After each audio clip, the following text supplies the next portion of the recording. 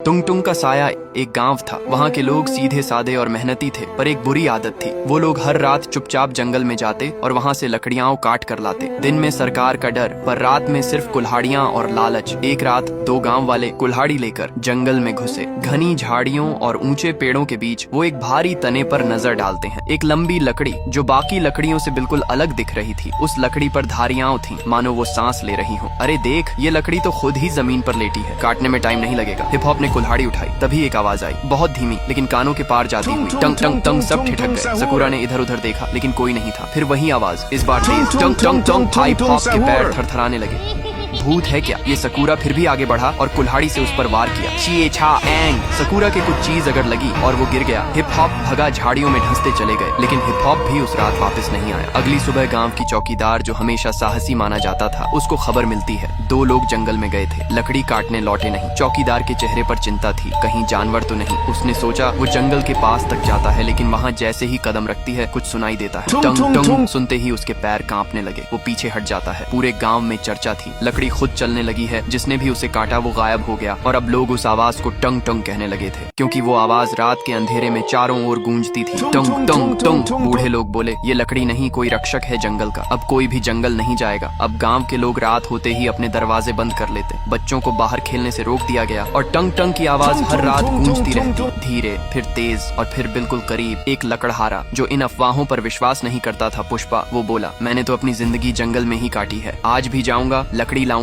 देखता हूँ कौन रोकता है। रात को वो अकेला जंगल में गया और कुछ घंटों बाद उसकी चीख सुनाई दी, बचाओ, ये कोई लकड़ी नहीं, ये जिंदा है। फिर उसका कुछ पता नहीं चलता। चौकीदार ने अब ठान लिया था, ये सिर्फ कोई अफवाह नहीं, कुछ है वहाँ, कुछ ऐसा जो हम इंसानों को रोकना चाहता है। वो बुजुर्गों के पास जाती है। एक बूढ़े बाबा कहते हैं, वो लकड़ी नहीं, जंगल का राजा है। टंग टंग, न वो आदमी है, न जानवर, न भूत है, न देवता, वो जंगल की आत्मा है। जब भी किसी ने जंगल को नुकसान पहुँचाया, वो टुंग टुंग बनकर लौटा। चौकीदार अकेली जंगल के पास खड़ा था। हवा तेज हो रही थी, पेड़ हिल रहे थे, और फिर वही आवाज, टंग टंग। झाड़ियों के बीच से वो आकृति सामने आई, लकड़ी का बना एक इंसानी आकार, बिल्कुल सख्त, पर आंखें जल रही थी। चौकीदार की सांस रुक गई। वो देख रहा था जंगल के रक्षक को, लकड़ी के राजा टंग टंग को। टंग टंग कुछ नहीं बोला, सिर्फ एक बार जोर से गूंजा, टंग टंग, और जंगल की जमीन कांप उठी। पुष्पा भागा नहीं, लेकिन उसकी आंखों में पहली बार डर नहीं। सवाल था, क्या ये राक्षस है या रक्षक? ये वीडियो फ्री फायर को टैग करो पार्ट 2 के लिए।